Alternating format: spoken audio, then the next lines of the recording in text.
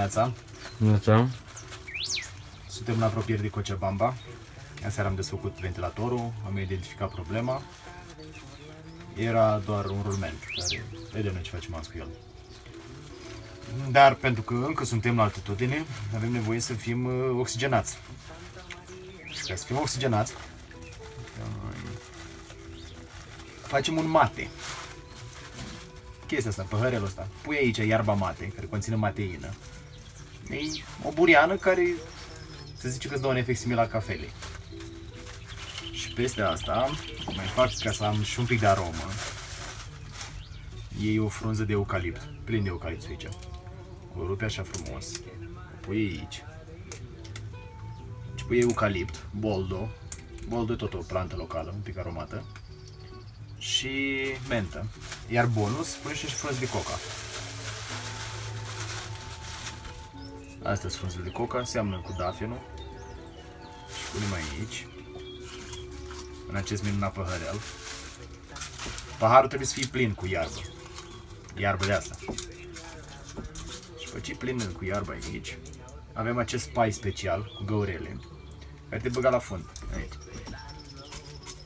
Apă opărită, dar nu opărită, de fapt la 78 de grade, în jur de 70 de grade. Și pui aici, frumos.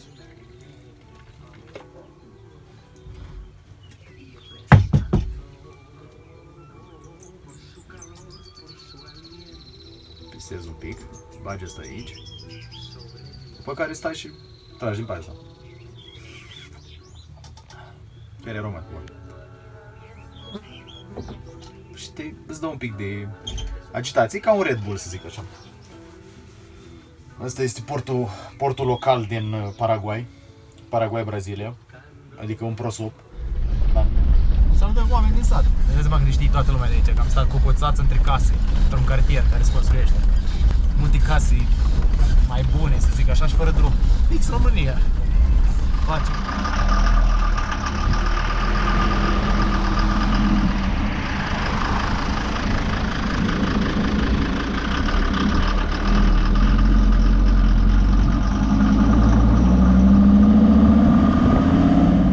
Planul pentru deseară ar fi o tochitură moldovenească. Brânză avem și similară cu cașul. Făină avem de porumb. E albă, o să iasă mămăligă albă, asta e.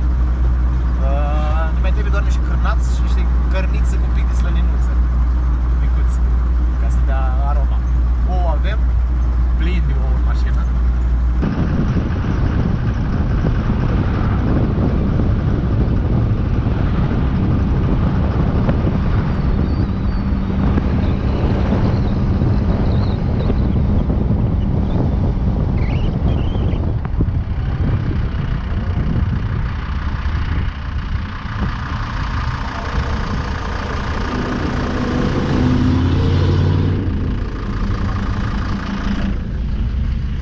Schema asta nu știam. Am învățat ceva nou, când mai mă duc în Germania de acum și pe autostradă așa fac.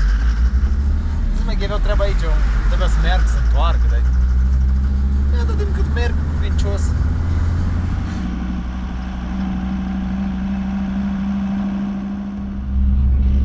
Un cafe racer. Vine cu oamenii la modă, știu ce e în restul lumii. Serios, fără panoramă.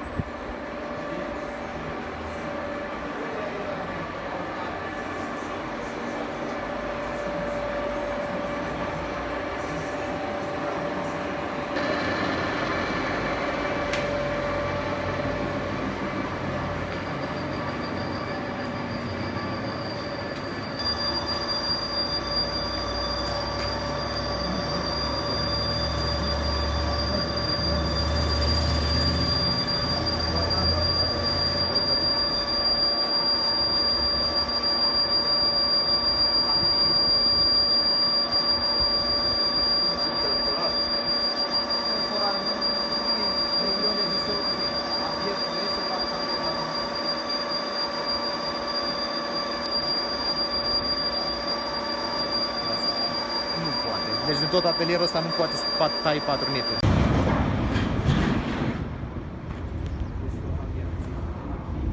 Estos son remaches, el tornero te lo va a hacer.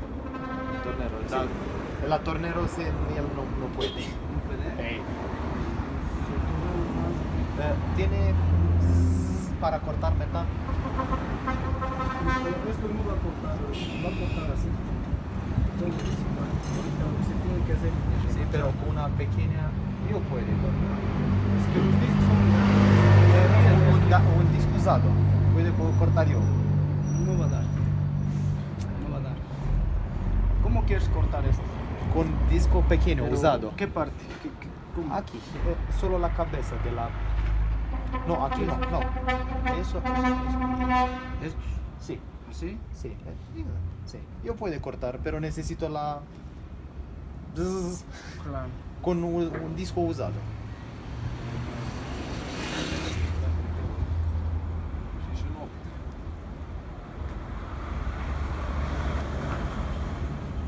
Ce ai găsit aici? A? Ce ai găsit aici bun?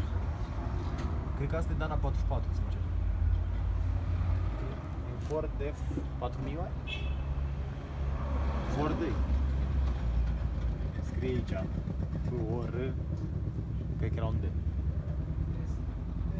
Pequeño que. A ver. ¿Lo ves? ¿Sí?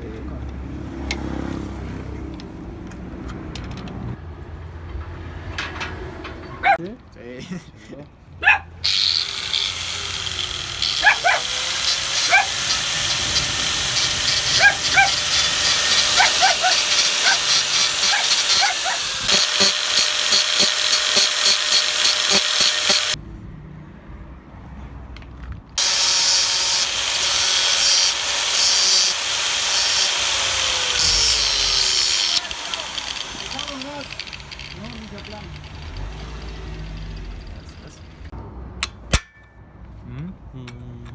Aici sau nu aici? E un dor. Ăla-i.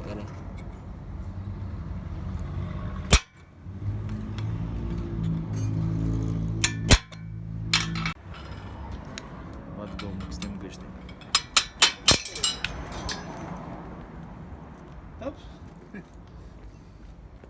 Solo eran remachitos, ¿no? Sí. Y ahora... ¿Es de moto? No, es de un auto.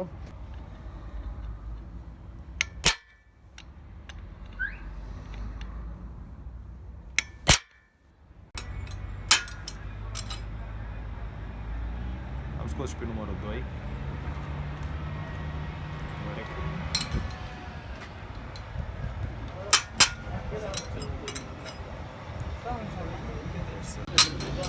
Sí, estaba haciendo 2800. A rămas două.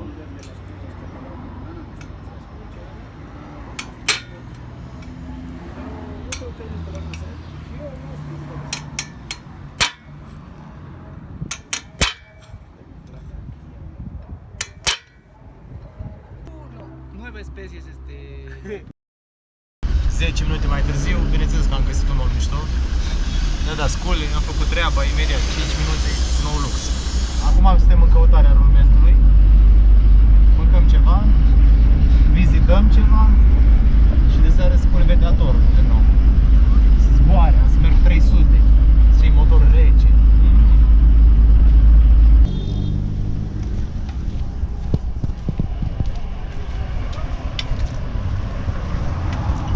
Sunt toate pachetele.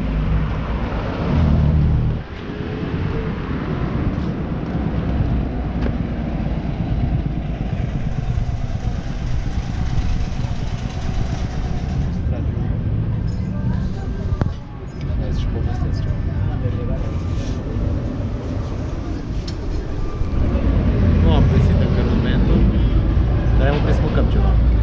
Și la primul fel avem supă de quinoa, și la felul 2 avem șnițel orez, bănesc, și alte chestii care nu cunosc. Ceva de pui, alborozi, albodinga,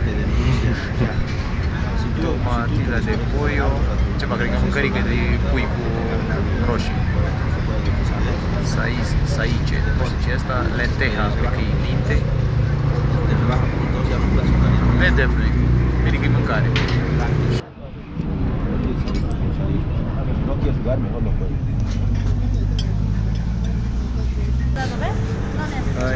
Are cartofi dulce, carne, supă de quinoa, foarte bun.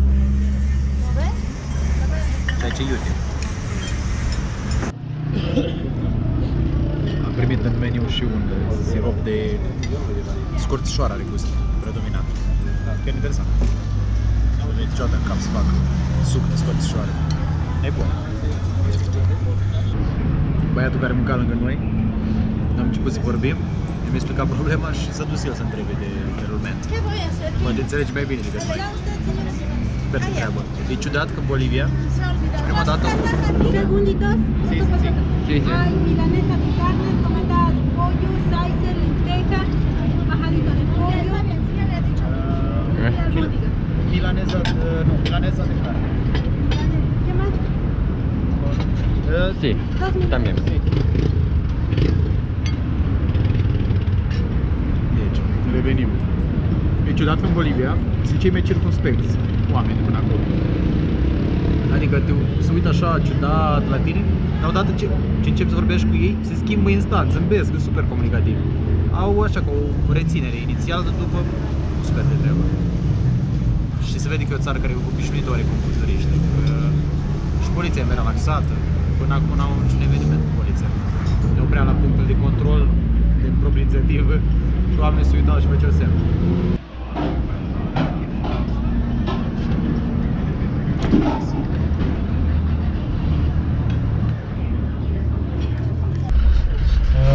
Ia motorul.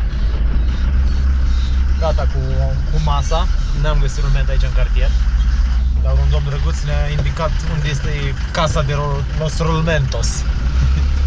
Așa că mergem în centru, parcăm mașina și o luăm la picior spre rulmenți. Nu înțeleg aici ce trebuie să fac. În ce direcție trebuie să merg? Așa oare?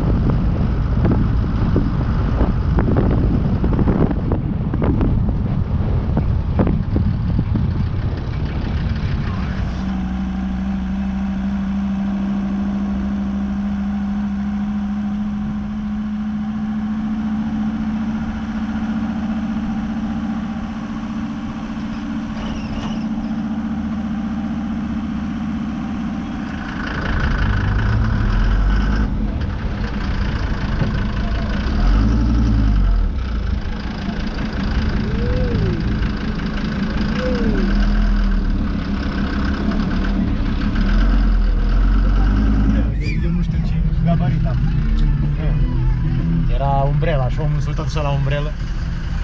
Așa au făcut. Știi că e înalte. Mașină serioasă. Vai, nu spune că e gazela asta.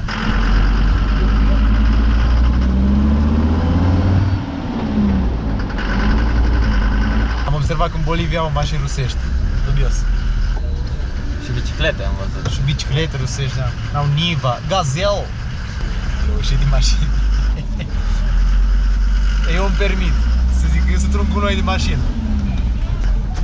Păi nu m-am făcut tătele cu mâna, că nu vreau. Acum eu am o curiozitate, nu-ți contrasens, nu?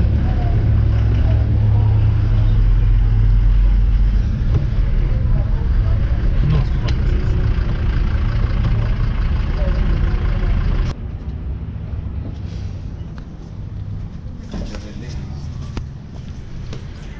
Vedem cât costă un ceas de apă. Care chiar se indice apa. Nu fie tot un mister. Caro. Aro e un mister de fapt.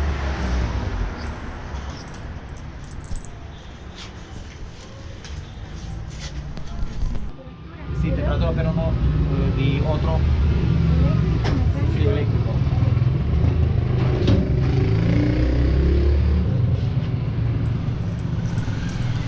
Să văd un ceas, să văd și sonda lui. Și ar trebui să văd și o sondă de bec. Cuando agua es muy caliente, un luz. Sigur mă înțelegi. Deci frumos. Palmier. Ai palmierul, ai floarea. Ce înseamnă vremea caldă? Na, orașul veșnicii primăveri. Din cauza temperaturilor, așa se zice, Lucocabamba. Ziua până în 25 de grade și seara cam 12. Cam tot timpul anului, deci o veșnică primăvară, frumos. Aici cred că e în reconstrucție. Sau a venit o viitor. Nici nu știu. Curățenia de primăvară. Să vedem unde merge. Este aici este un mare dom. Hai să vedem ce cu el. Avem rulment. Mare parcul ăsta, dar e foarte abandonat. N-am văzut pe nimeni. Și pare așa, nu știu, impozant. În spate e o sală de sport. Ceva cu jocurile olimpice sud-americane. Și în față e o statuie. Sperăm să vadă frumos. E ciudat că nu-i nimeni. Uite, pe Cristo Redentor din Rio, se vede acolo.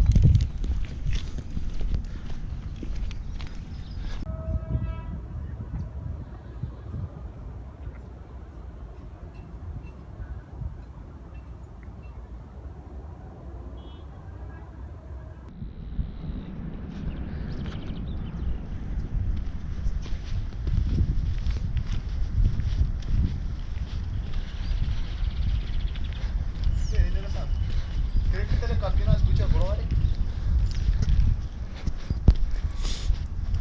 Este o telecabină care te duce pe nu știu ce vârf. Bănuiesc că te duce acolo la statui. Oricum îți vede ok. N-am urcat de dialog până aici.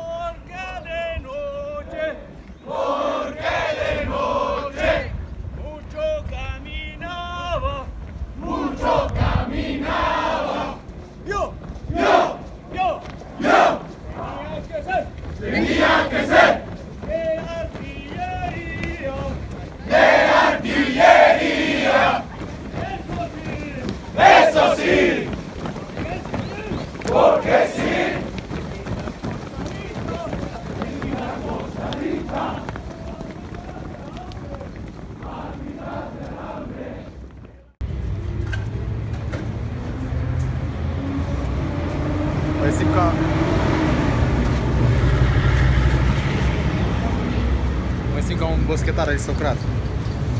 Trag din pungă un suc cu ceva, o fructă confiată și cu gust de scorțișoară.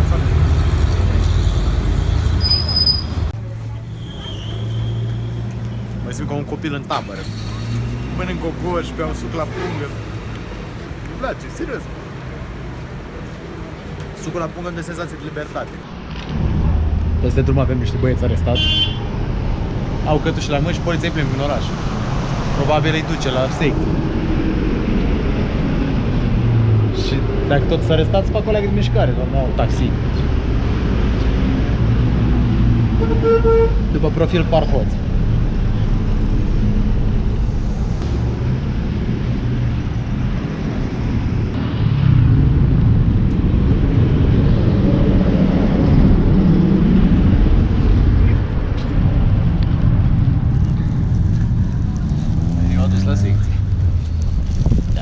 De asta nu am venit cu mașina, era aproape.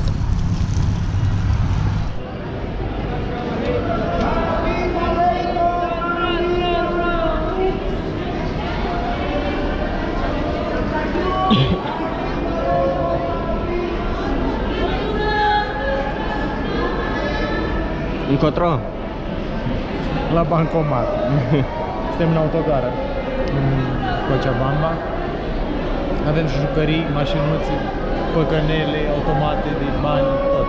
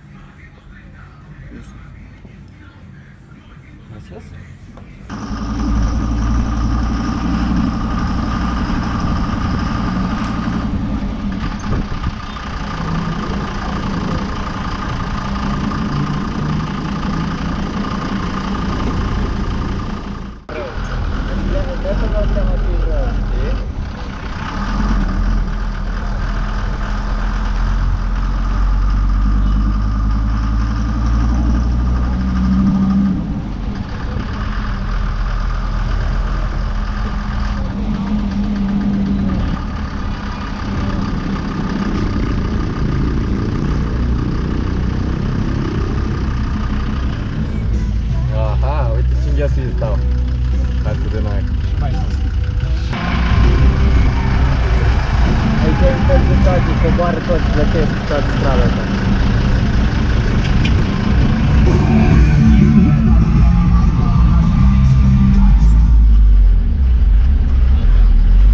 Ieșim din Cochabamba. Da, poate n-am văzut suficient. În schimb, Sucre chiar mi-a plăcut.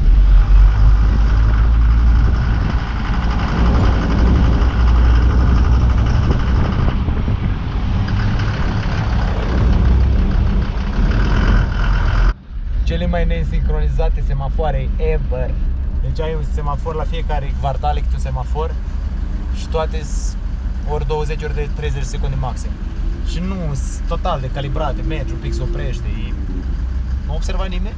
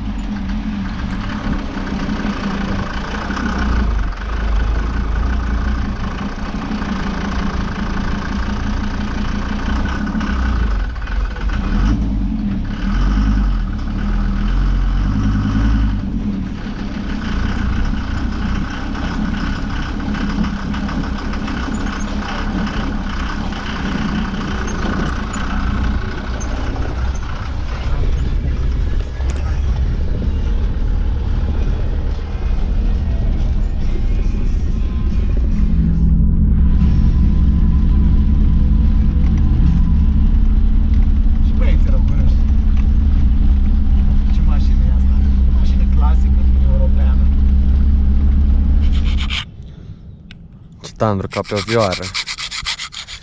Filește acest motor. Spre șuruburile. Le facem acum scurte. Ia, tăiem șurub. Pune GoPro aici. Să vadă minunată tehnică de lucru.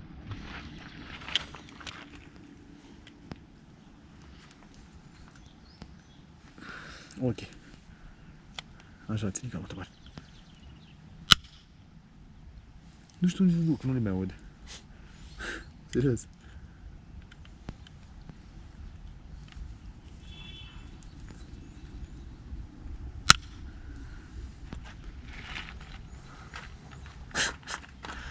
Și acum e de la pilă, nu? Da.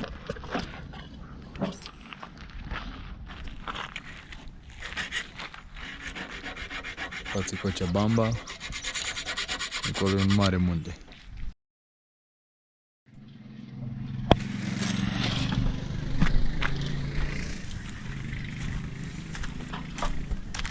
Merge treaba?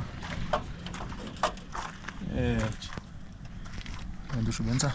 Da, da, uite.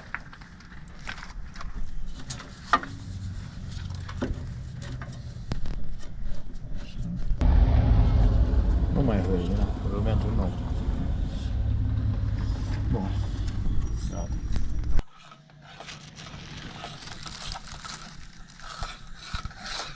Încerc să fac o mămăligă cu făina de porumb de la băieți în Venezuela. Doar că e foarte fină măcinată, e ca o făină de grâu. Și albă. Ei au luat-o ca să facă niște turtițe, care sunt tradiționale în Venezuela. Pui apă și faci așa ca un fel de nachos. Le prăjești și iese. Eu m-am gândit că dacă tot e porumb și mă cheamă pământul, fac o mămăligă. Vedem dacă iese. Un pic de sare, mă amestec, nu fac cocoloașe. Asta mă pune pe gânduri că e foarte fină și nu știu dacă o să iasă. Nu o să aibă textura aia crunchy.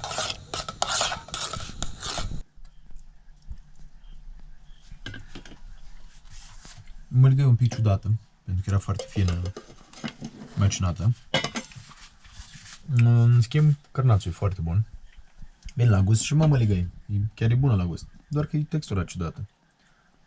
Și acest cărnaț de aici, produs, chiar e asemănător cu cărnațul la noi de acasă. Foarte bun, foarte gustos. Brânza un pic sărată, care e ca un caș. Ouă. Facem o tochitură. Ora 10 seara. Las că avem mâine acțiune. Fai câte serpentine.